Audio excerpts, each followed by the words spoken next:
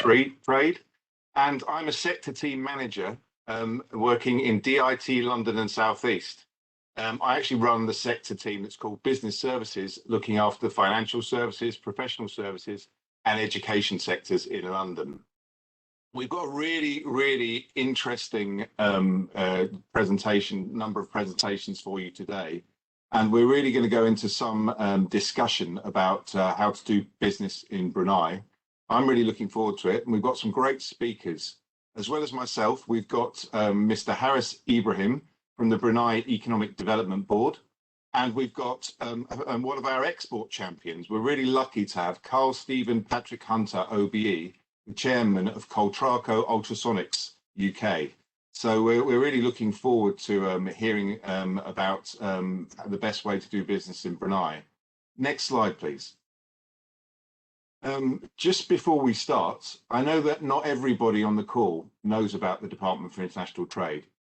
So I thought it'd be a good idea just to give a short overview of how the Department for International Trade helps companies in the UK. Next slide, please. So to give you a very brief understanding of the structure of the department does two things. It helps foreign companies who want to set up in the UK, and it helps UK companies who want to export. And today's presentation is very much about helping companies to export, which is the side I work on. There are three different parts to that organisation. There are international trade advisors like myself, and I'll explain a little bit more about that shortly. Then we have strategy and policy people based in sector teams in Whitehall. And then we also have teams based all over the world in 160 offices in 108 countries around the world, who are commercial officers there to help you with your export strategy in country. Now, in terms of the different services we offer, we have international trade advisors in 12 different regions around the country. And I'll go a little bit more into them in a moment, but it means that you can actually contact an international trade advisor in the UK to get advice about exporting. We also arrange trade missions overseas.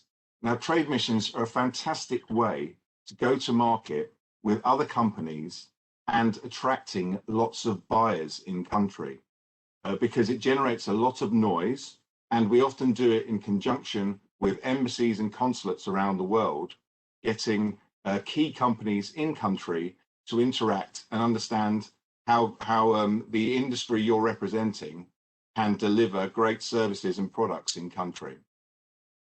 The other thing that our commercial officers do is they are often based culturally. They come from the country, and they understand the language and they understand the culture.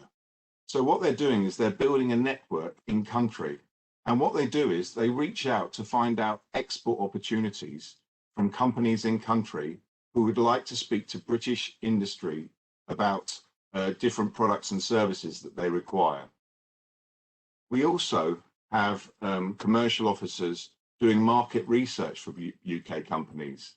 So as well as just having a chat with them, you can also decide to have some sort of a market research provided by them, or they could arrange an event for you in country, which might be at the embassy or the consulate.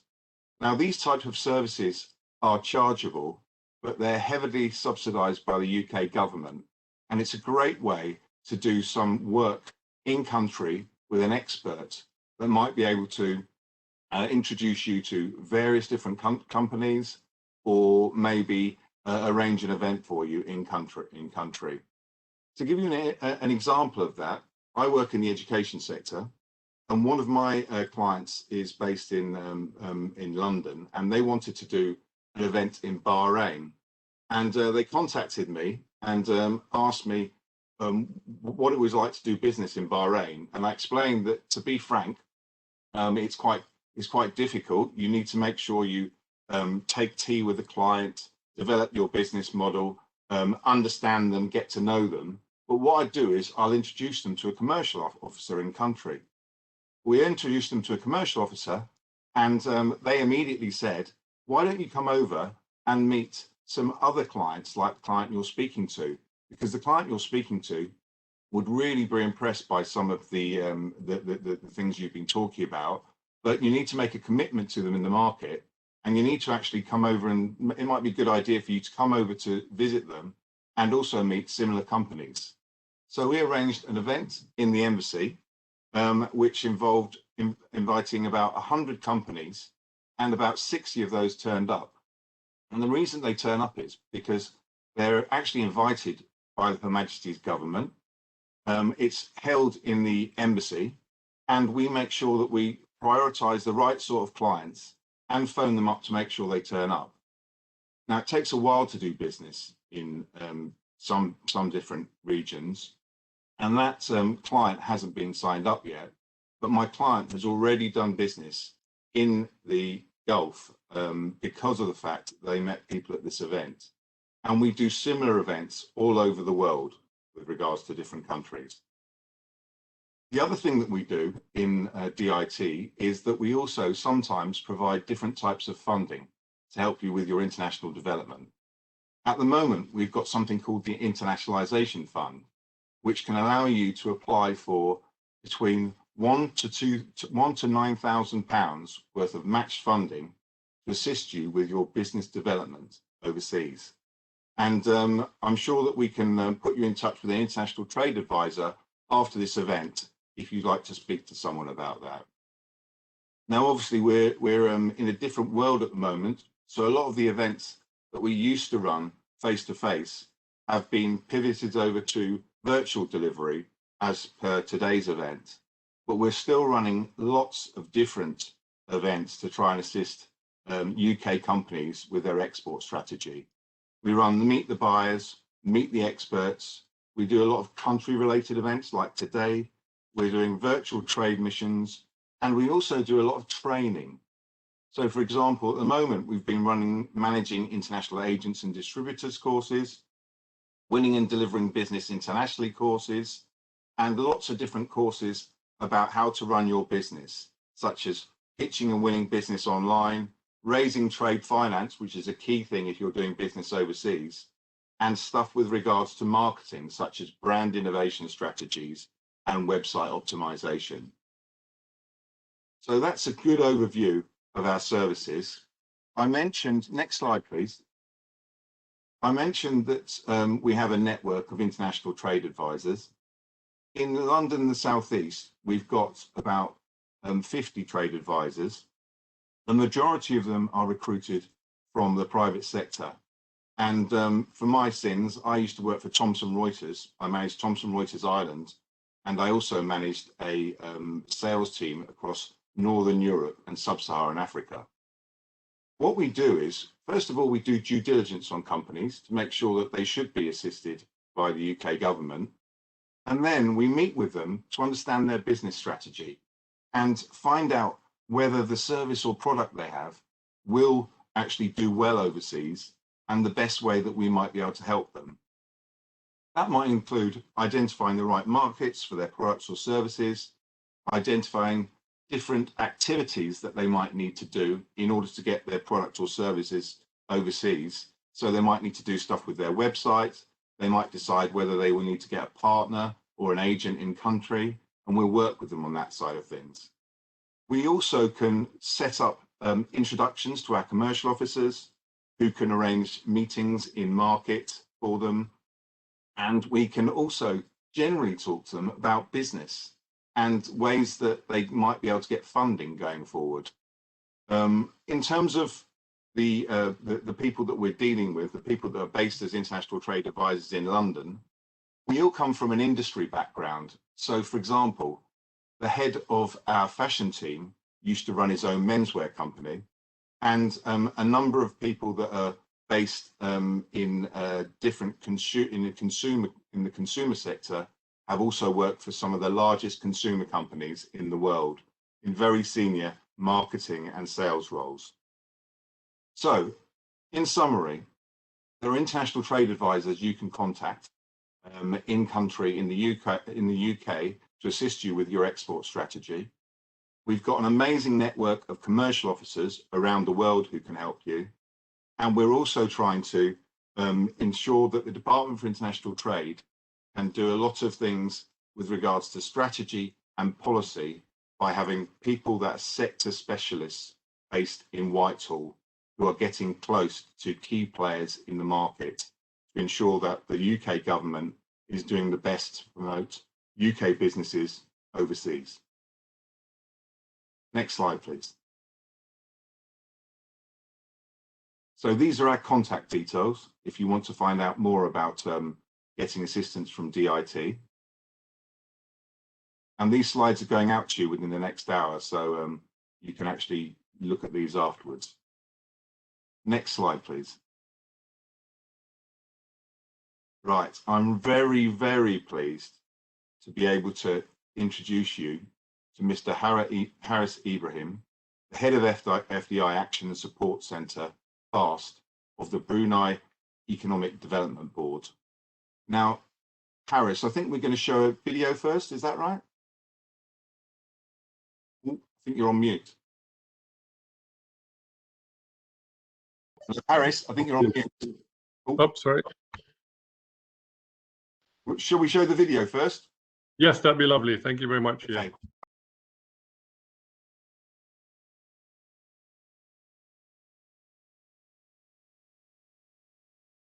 Thank you very much for that video. That was really useful, very helpful. And Haris, I'm not going to ask you any questions now because we've got you on the panel later on. But would you like to just say a few words to introduce yourself? Yeah, sure. Thank you very much, Ian. Thank you, everyone, for joining us this morning. It's great to be here because it is a perfect timing in the fact that Brunei, as you can see from the video, has become even more focused on welcoming companies like yourself into the country to basically set up your operations within Brunei. And as you can see from the map earlier, to target not just the ASEAN market, but other markets that are close by to Brunei, particularly China, Australia, and it says even far back to Europe. So thank you, Ian. That's great. And I mean, we'll ask you a lot more questions later on. I'm looking forward to that. Look forward to it. Excellent. Good stuff. Thank you. Next slide, please. Right. I'm really, really pleased to be able to introduce you to Carl Stephen Patrick Hunter, OBE, the chairman of Coltraco Ultrasonics UK. Carl, I'll let Carl speak to you about his company, but he's an export champion for DIT, and we're really proud of his business, which manufactures ultrasonic instrumentation and constant monitoring systems in the UK. Carl, the floor is yours. Thank you very much, Ian, and very good morning to you, and a very good evening to Mr. Haris Ibrahim in Brunei. Which is a simply extraordinary and special country with an array of special links and relationships with the United Kingdom.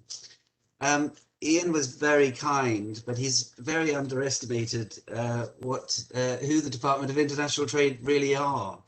And in this talk, I'm speaking entirely personally, and I'm not speaking on behalf of the Department for International Trade in any remarks I make, or indeed the government of Brunei. The integrated review on foreign defence and security policy, which was launched a couple of months ago, is very interesting in that it placed trade and finance at the heart of British foreign policy for the first time in a couple of 100 years. And what that really means is that Ian's department, which in the space of 3 to 4 years has become a world-class international economics ministry, which went from a standing start of 3 people when I began to offer some stakeholder engagement to the then Secretary of State, has grown to a department of 3,500 in those 3 or 4 years, and has now conducted nearly 70 free trade agreements around the world. A quite exceptional achievement, and I've long maintained that our civil servants are the jewel in our national crown, and I'd like to thank Ian and his colleagues for the exceptional work that they've done for our country. Ian's mentioned that I am a Department for International Trade Export Champion. I'm very proud of that. But I also am equally proud that I support 7 departments of state in the United Kingdom government in a stakeholder capacity in the Foreign Office and the Ministry of Defence and various others.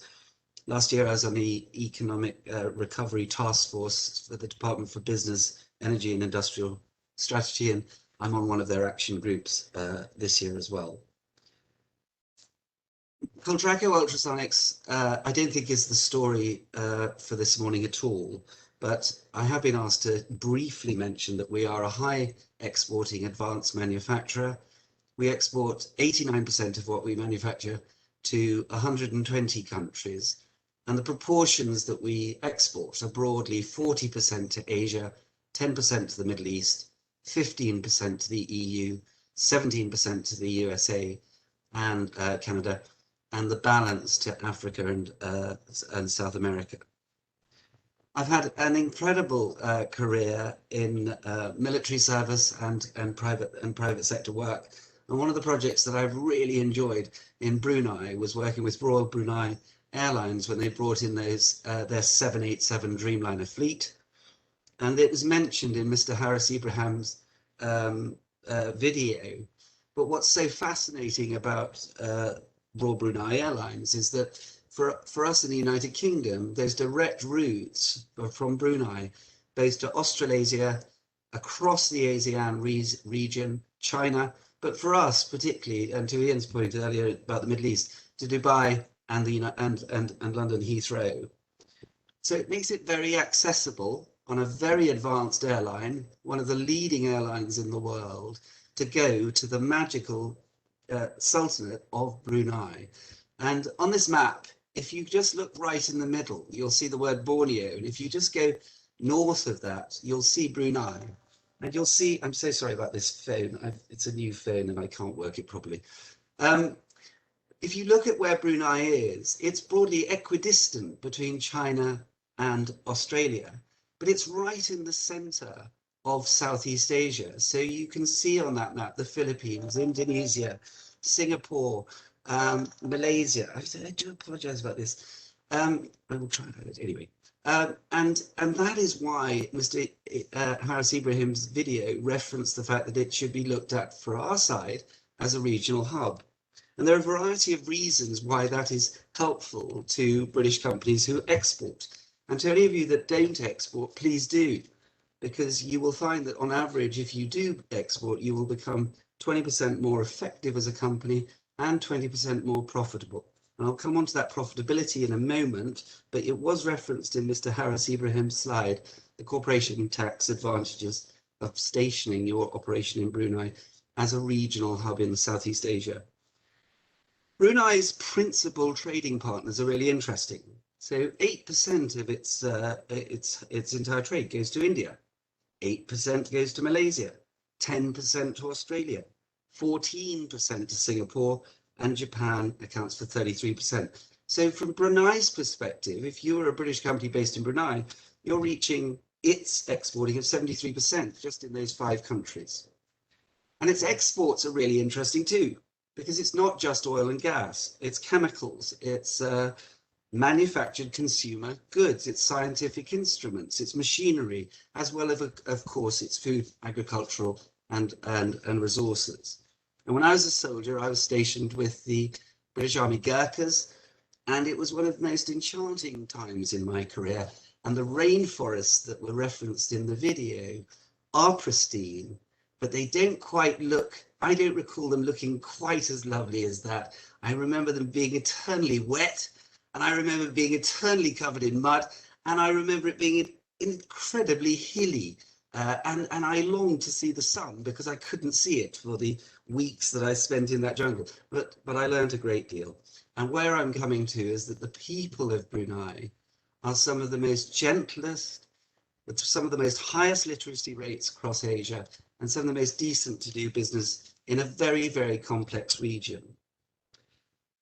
Brunei's achieved an incredible trading position So it has at its heart of its own economic policy are the free trade agreements that Mr. Harris Ibrahim's slides mentioned. So it's right in the middle of ASEAN. It's got free trade agreements with Australia, New Zealand, China, India, Japan, South Korea, and indeed Hong Kong. It is committed to the same as we are in the UK to join and affect the comprehensive, the CPTPP. Gosh, help me out, Ian. The Comprehensive Partnership Trade. Oh gosh, I'm going to get lost. Either way, when we join that, the global GDP that will account with the UK joining will be 16% of global GDP, which will exceed that of the EU. But people also forget that Brunei is a member of the Commonwealth, and equally they forget that the combined GDP of the Commonwealth has now exceeded that of the EU for the first time in the Commonwealth's history. So my contention is that looking at that map, and I've asked the organisers to keep that map on the screen, is to look very carefully at what markets you're searching to export to in Brunei, and to consider very carefully whether you may need a small in the beginning presence in the region to accelerate and improve your exporting. And if you think like that, you are probably drawn to Singapore and Hong Kong because they are natural affinity with the United Kingdom. But what people tend to forget is that Brunei is one of our very closest partner nations in that region. And for instance, from my military past, we've had we have had a defence treaty with Brunei for decades, and people don't know about that. But if you like me, a former army chap, then you have a great privilege often of serving there. So this is a country that has enormous, deep and strategic links with the United Kingdom. And that map shows you that, supported by Royal Brunei Airlines and all of the other carriers in the region, the major carriers anyway, that you are literally only 2 hours away from most of the places that you seek to wish to do trade in. So, forgive me here, I've lost my notes. I've lost the key part of my notes. Anyway, the interesting fact about Brunei is that there is no restriction on foreign ownership of the companies that you establish there. So you are able to own it 100% yourself. The social security tax is about 5%. The corporation tax, as you've been advised earlier, is 18.5%, and it is zero for capital gains tax. Brunei is ranked 55 in the world for the ease of doing business, and that's a really important indicator, because what people forget is that it's only Singapore that is above it in all of those countries in Asia by some measures. Thank you. Do you agree with me, Mr. Harris Ibrahim?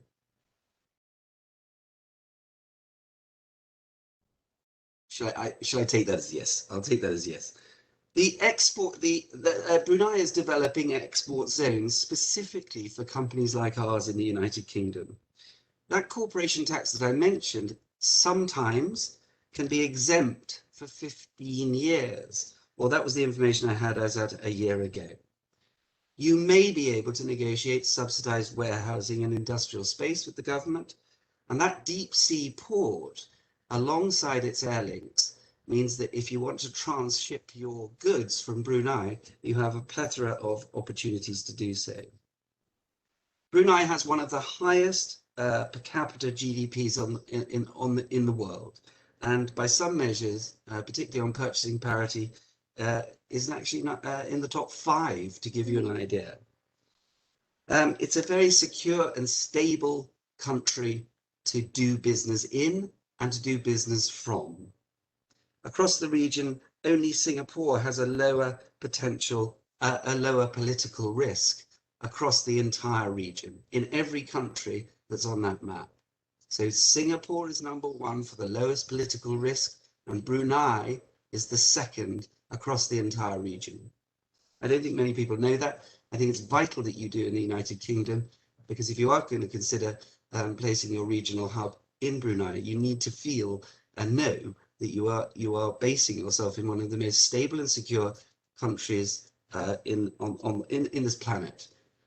And to Ian's point about the Department for International Trade, I'm a great believer in something called the prosperity continuum, which Secretaries of State of DIT often articulate. And what does that mean? It means that national prosperity for the United Kingdom generates our national stability and our national security, but it finances our collective global security. And that means that if we do that, the United Kingdom's energetic presence in the Indo-Pacific will mean that we also extend a greater degree of global stability and global security, which are the prerequisites for global prosperity. And that's why it's a United Kingdom government national aim to deliver that. And you can be a part of that if you take this region as seriously as we do. And I have had a couple of decades experience to get to the point where 40% plus of my entire business is based in Asia. And please don't think that that's China heavy. It's dispersed across the region from China down to Australia and New Zealand, with all the countries in the map in between, with rare exception. So my advice to you is to consider the kindness and the gentleness of that country, set alongside and within the deep and strategic links that Brunei has with the United Kingdom, that have existed for decades and are maintained today, in a country that is geographically at the center of one of the most exciting regions on Earth, and that within a decade or so will account for the greatest share of global GDP, and that if you energetically export, you will be supporting trade and finance being at the heart of British foreign policy, as articulated in the Integrated Review, which you can freely download from the Foreign Office website. And you will play your part alongside Ian and his colleagues in the Department for International Trade to make our country an even stronger partner to the wonderful country that Brunei is. I hope those few words are helpful for you.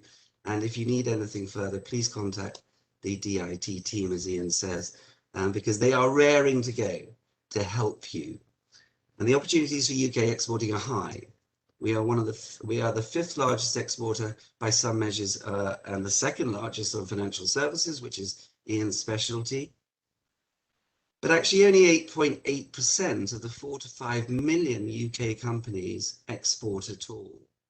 So if you could imagine that you become one or two extra to that, and you can make it, you can see the national prosperity that you will be helping to deliver for your country, and you will be playing your part in the greater stability and security of the region, whilst you enjoy some of the most incredible economic advantages that any country in the region offers to anybody.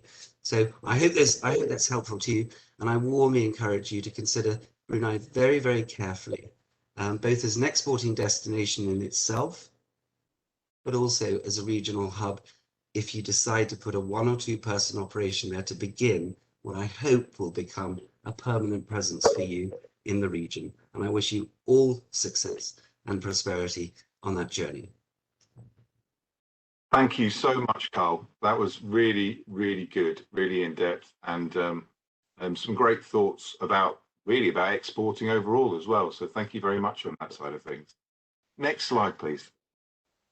So now we're going to have a bit of a panel discussion, which I'm not sure we've got many questions coming through at the moment, but I've got quite a few things I'd like to ask anyway. And you've touched on some of these things in your presentation, Carl, but I'm going to ask Harris with regards to what are the cultural differences between Brunei and UK that you reckon we should consider if you're going to start doing business in Brunei? Okay, thank you, Ian. I think, as highlighted by Carl, we have a long-standing relationship between Brunei and the UK. So on that note, and being a Commonwealth country, I think Brunei is it's open not just for business, but it's open for receiving different cultures within our community. So, for example, my kids go to one of the international schools, and in that school there's about 98 nationalities actually. I'm very surprised that they are 98, but I had, I was daddy driver on the weekend. I had about seven in it was like a minibus. So 7, and they were all, the only Bruneian was my son. So I had an Icelandic boy. I had a little girl from Zimbabwe, actually. I had and obviously had one from Ireland. So I think in terms of culture, we're very open, and there's nothing that you have to adapt or change your ways. So you can come to Brunei and do business and also live as you are doing in the UK right now. So you don't have to adjust or adapt yourself just to fit into the Brunei culture. Yeah. But obviously. Excellent. Sorry, I cut in there. Carry on. No problem. No. That's okay. I mean, that sounds very easy compared to some other countries around the world. Just to touch on products and services and industry over there. What are the main UK products and services that appeal to the Bruneian market? Are there any things that really fly from the UK where we're predominant? Well, I know the question is to myself. I think Carl would like to say a few words also. But before I let him do, I think one of the ones that probably attracts not just Brunei market, but the ASEAN market in general is actually obviously your food-based products. Because food-based products from the UK are synonym with quality. Take for example, for the Brunei market and even the ASEAN market, you're talking about Malaysia, Indonesia, Singapore. The UK products from the food industry are very well received. They will sell very well, and that assurance of quality spreads through all the other sectors. And I think that's where probably I'll bring in Carl, because that's what he brought to Brunei. I think quality. Thank you. I was going to bring you in. Thank you very much. No, thank you very much, both of you. Yes, I think to extend that, I mean, I think years ago I used to look at Brunei through an incorrect prism. I used to see it in regards to Brunei Shell in terms of oil and gas, and then of course I tended to look at it through the prism of the Sultan of Brunei Armed Forces and the British presence, the British military presence as well.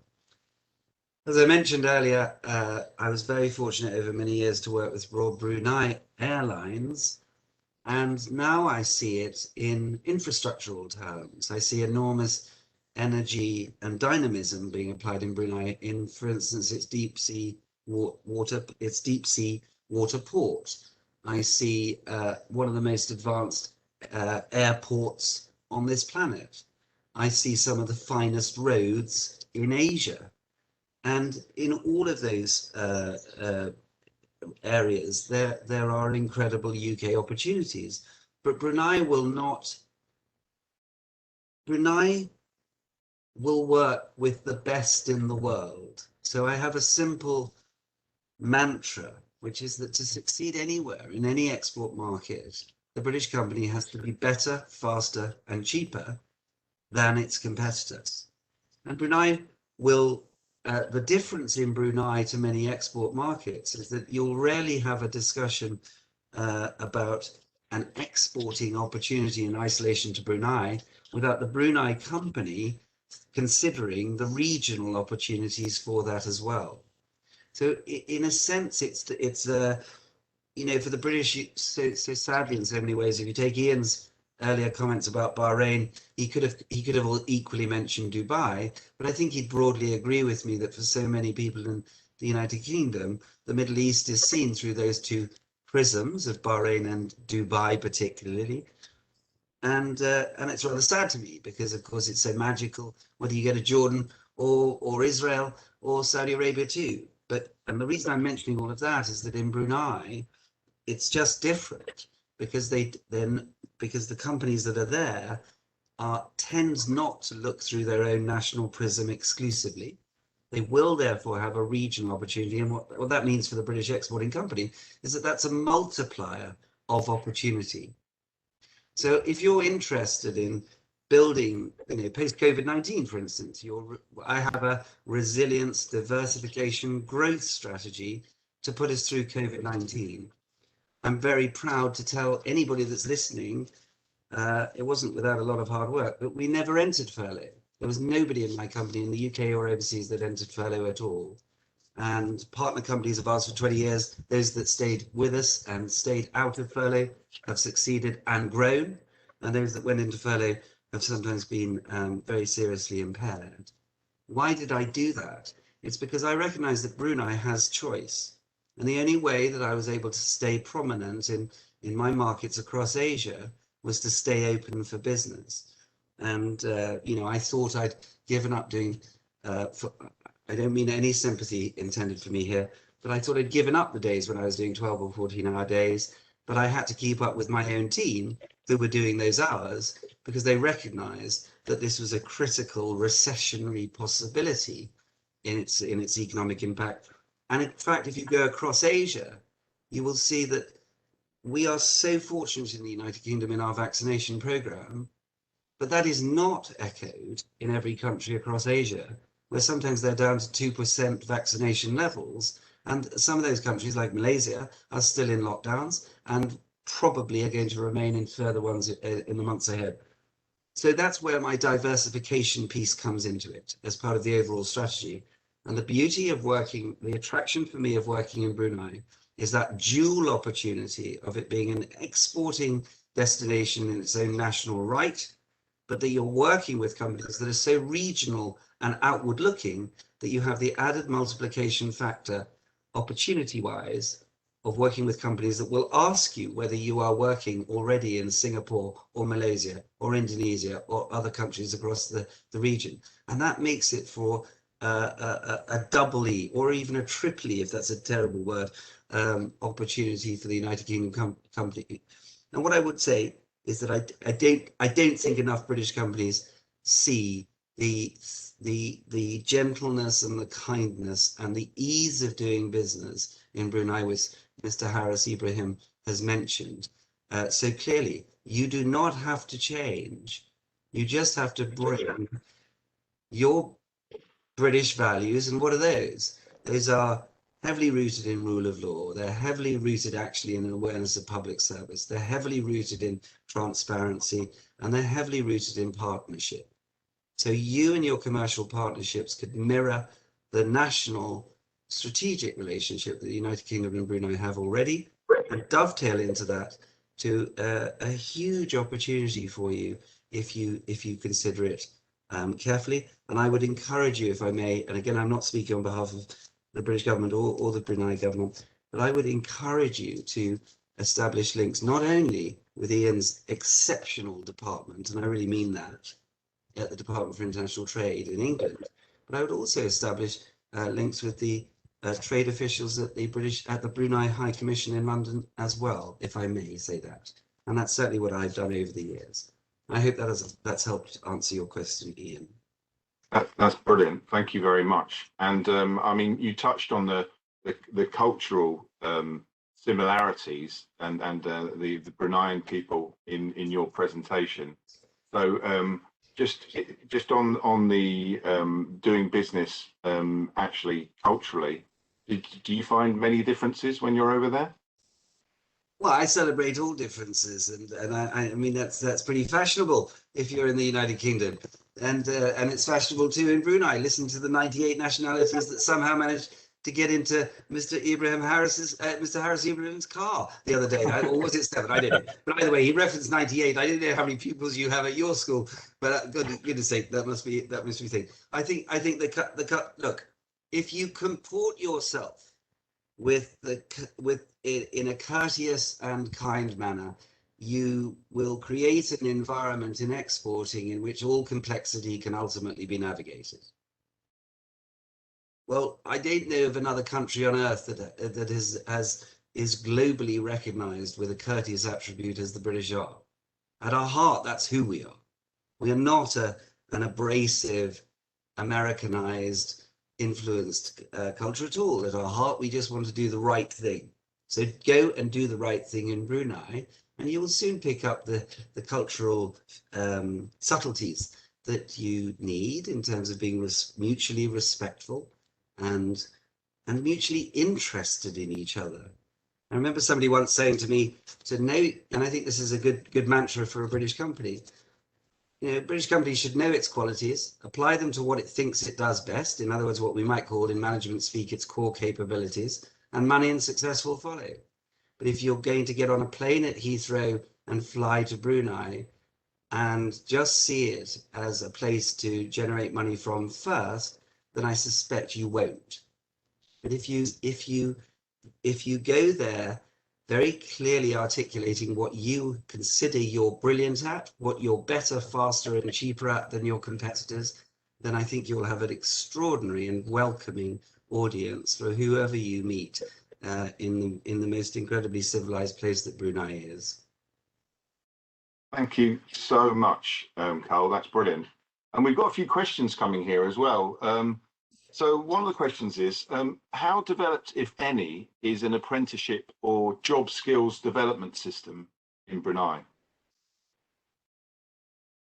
Okay, so I presume the question is if there's an opportunity for them to come and help us build that capability.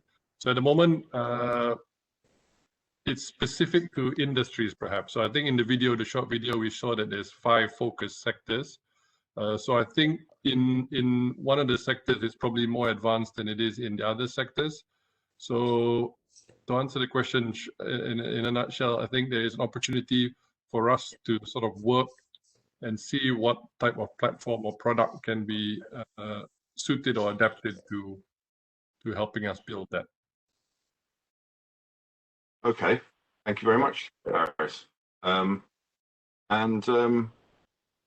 We've also got another question, which is, what is the lead government agency for the implementation of the ICT strategy? Okay, so for Brunei, we recently released our digital economy master plan. And for Brunei, initiatives like that, there's a creation of a committee that looks after the implementation, which is the reason for that is it's a cross-ministry sort of initiative. So we have 2 ministers that co-chair this council, and that council is responsible for the implementation.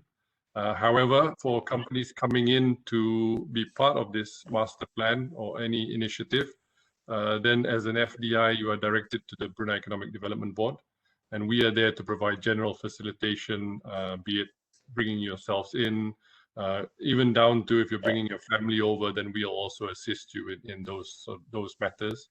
But the main thrust of it will be led by the committee. And under the committee, there's a task force and departments under the Ministry of Transport and Info Communication as the lead ministry. Excellent. So it sounds like your office is really a good place to start for any sort of proactive government support, investigating, doing stuff in Brunei. We should maybe direct a few queries to you if something comes up afterwards. Yes. By all means, if anyone has any other afterthoughts or questions that come to mind, then please drop us a line, direct line. And for each sector, we have a dedicated account manager and their team in place to answer these queries and bring you forward. Excellent. Thank you very much.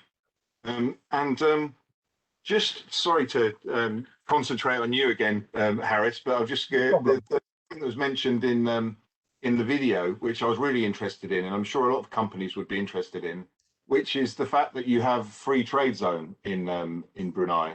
It would be great if you could just tell us a little bit more about it, how they can assist in setting up over there. Okay, so basically all businesses are welcome to choose your preferred site. So we have a number of industrial sites, and you're quite right, Ian. In those industrial sites, we have actually one dedicated free zone area, which is actually near the Brunei International Airport. So it's just literally a stone's throw away, perhaps 10 minutes just from the airport. So that's concentrating on products that need to be air flown, obviously. But for products that are perhaps of a bigger size and nature, then we also have developing a free trade zone area next to the Muara port. It's not at that Pulau Muara Besar, but it's close onto the mainland. But it's next to the seaport, our international seaport. So obviously with there you get, obviously there's no customs and whatnot. But in terms of ease of doing business, as Carl quite rightly pointed out, we're with 55. And part of that is to ensure that ease of doing business is not just specifically for within the free trade zone, but within the whole of Brunei. So that's what we are concerned. But basically, yeah, you're right. We have a dedicated free trade zone to ease the movement of you bringing in your goods, perhaps repositioning, repackaging, and whatnot, to distribute within to ASEAN and beyond. Excellent. That's great. Just got a little question that we had with regards to different products. I was just wondering, are there any restrictions for selling different products into Brunei, maybe alcohol or anything like that? Because I know that, you know, because of the being a Muslim country and everything else. Yeah, so the selling of alcohol is prohibited within Brunei. And by that, also the production of alcohol is restricted also. So mostly what we are targeting is products, and that's probably on liquids, but basically on food products. You are able to actually set up a facility in Brunei and manufacture non-halal goods. But however, these non-halal goods would actually be more for export. But you can still use Brunei as your base for exporting into the market. However, we all know that the halal market is rapidly expanding, and it's not just about being halal. It also provides the quality assurance that, again, I'm referencing earlier. So obviously, it's good to look at the halal market as one of your export avenues. But just to be clear, in Brunei, there is also the production of non-halal food, but obviously it's consumed by non-Muslims if it's within Brunei. But you are able to actually set up a manufacturing plant and sell out to the region. But it sounds like as a halal market, and we have a lot of producers in the UK that are experts in that sector, and it sounds like it could be a great market.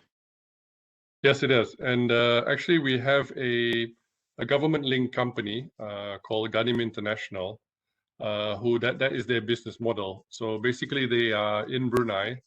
They round up all the local Brunei SMEs, the products, and sell them under the Brunei Halal brand.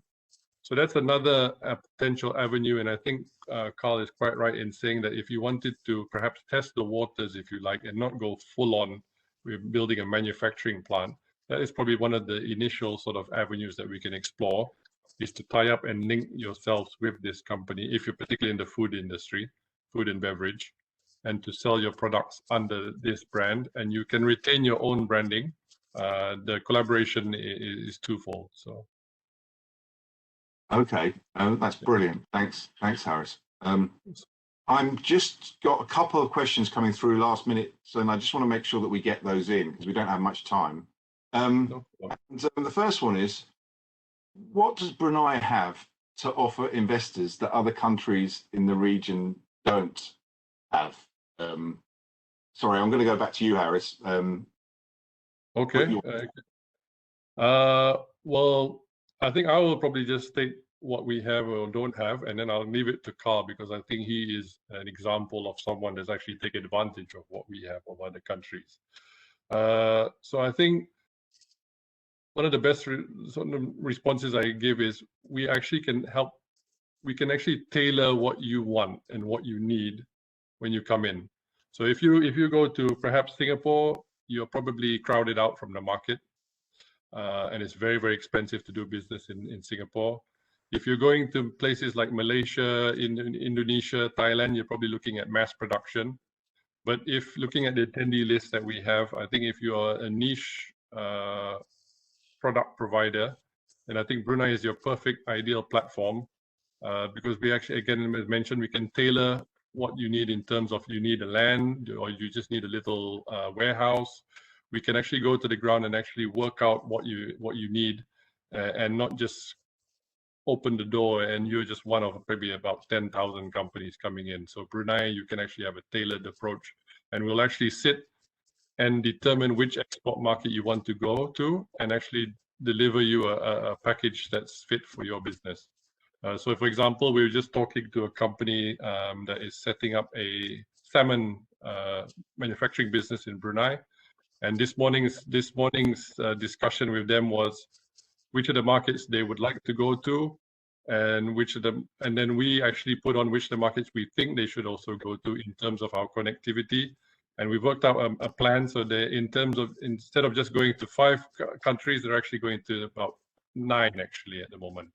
So we'll actually sit down with them and actually look at and work a business plan together with them. So I hope that answers a little bit of the question. Yep. So We've Carl, got about 1 minute left. So I'm going to go to Carl quickly on that one. Very quick answer, please. What does Brunei have to offer investors that other countries in the region don't? So I think in one sentence, I think it's an equivalent to seeing Switzerland in European continental terms, and I would see Brunei in equivalent terms as being the Switzerland of the Asian region that embodies both the ASEAN countries and the non-ASEAN ones as well, such as Australia, New Zealand, and China, Japan, etc. So I would encourage you to see it in those Swiss terms as an ideal place to discuss at the SME through to the large corporate level. Fantastic. Thank you, Carl. And we're running over, so I'm literally going to ask you one more question, and I'll just stick with Harris on this one. Okay. What are the opportunities for digital health products? Sorry, I didn't catch the first part of the question. So digital health products.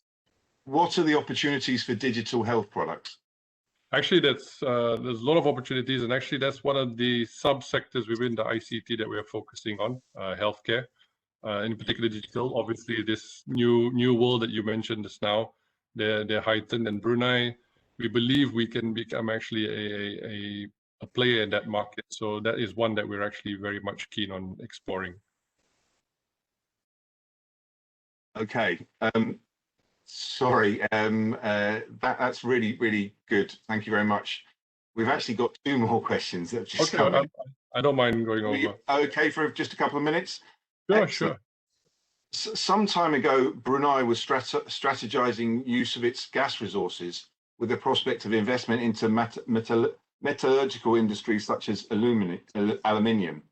Has this process been concluded, or is it an ongoing evaluation to maximize use of this critical resource for national industrial development? i.e., are there still opportunities to support the strategy or diversification in basic industries? Okay, yeah, so actually part of our strategy review for our downstream oil and gas sector, we're actually looked again at, predominantly we are doing crude-based opportunities, but we've looked again at the gas-based opportunities.